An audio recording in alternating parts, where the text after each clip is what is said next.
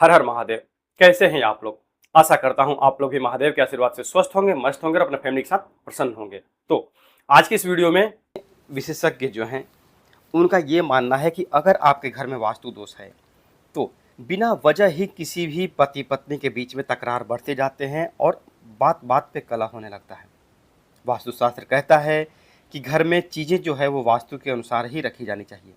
ऐसा करने से ऐसा करने से आपके घर में सुख शांति बनी रहती है और परिवार में तालमेल देखने को मिलता है। अक्सर परिवार में देखने को ये मिलता है कि किन्हीं कारणों के चलते पति पत्नी के बीच में अलगाव की स्थिति आ जाती है और उनके बीच में तनाव के हालात बने रहते हैं।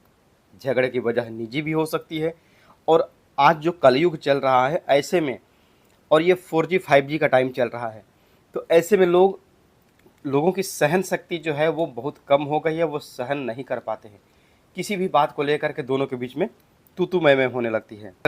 कुछ झगड़े तो ऐसे होते हैं जो समय के साथ खत्म हो जाते हैं, पर कुछ ऐसे झगड़े जो होते हैं जो लंबा खींचने लगते हैं।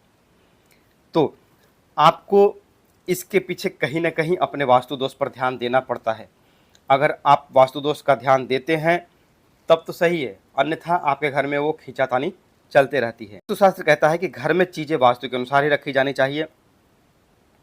तो ऐसे में क्या आपको सावधानी रखनी है ताकि आपके घर में कलह ना हो और आपके घर में सुख, शांति और समृद्धि ये तीनों बनी रहे। पहला, अगर आप अपने सोने वाले कमरे में, पति पत्नी जिस रूम में सोते हैं ना उस कमरे में, अगर आपने अपने सोने वाले कमरे में नदी, तालाब, झरना, पहाड़ या फिर किसी युद्ध या फिर किसी खतरनाक जानवर जैसे कि शेर, बाघ, ठीक है, किसी जानवर जिसका सींग हो जैसे हिरन या बारहसिंगा, ये ऐसे हों, इनकी भी अगर आपने फ़ोटो लगा रखी है तो इन्हें आप जितना जल्दी हो सके अपने घर से बाहर निकालें, क्योंकि बेडरूम में ऐसी तस्वीरें लगाने से पति पत्नी के बीच लड़ाई की संभावना बढ़ती है और इसके साथ ही आपके कमरे की नेगेटिविटी भी बढ़ती है। नेगेटिव शक्तियाँ आपके घर में हावी होती रहती हैं, क्योंकि फ़ोटो वास्तु जो है ना उसमें हम फ़ोटो से समृद्धि लाते हैं, पर आपके यहाँ तो ये फ़ोटो नेगेटिविटी लाने का काम कर रहा है ना। तो फिर आप कैसे सोच सकते हैं कि आपके पार्टनर के बीच में तालमेल बना रहेगा? नहीं हो सकता ऐसा। कमरे में फव्वारा ना लगाएं। ऐसा कैसे? वास्तुशास्त्र की माने तो आप अपने कमरे में केवल पानी का ग्लास या पानी का लोटा या पानी का जग रख सकते हैं। एक ग्लास लोटा, पानी का लोटा और ग्लास आप रख सकते हैं, ठीक है। इसके अलावा अगर आप चाहते हैं कि फिश एक्वेरियम लगा के रखें या फिर पानी वाला कोई भी फ़ोटो या फिर ज़्यादा चीज़ें आप लगा कर रखें अपने घर में, तो आपके कमरे की शांति भंग हो जाती है। क्योंकि एक्वेरियम अगर आप लगाते हैं, पानी का, मछली का घर लगाते हैं, तो वो पानी आपका चलता रहता है, तो आपके जो बेडरूम है उसमें शांति कहाँ हुई? वो कंटिन्यूटी तो उसमें रनिंग कर रही है ना। तो अपने घर में वो भी ना लगाएं। आप हिंदू हैं, आप अपने घर में, अपने कमरे में देवी देवता की तस्वीर लगाना चाहते हैं, बहुत ही अच्छी बात है। पर हमारे धर्म में हर देवता अपने कुछ अलग कार्य के लिए जाने माने जाते हैं। जैसे हर डॉक्टर अपने स्पेशलिस्ट फॉर्म में होता है ना, उसी तरह से तो अपने कमरे में, बेडरूम में हनुमान जी की तस्वीर मत लगाएं, ठीक है। हनुमान जी बाल ब्रह्मचारी हैं। बजरंगबली की तस्वीर आप अपने घर के दरवाजे के पास लगा सकते हैं। दरवाजे के मतलब घर के अंदर, बाहर नहीं।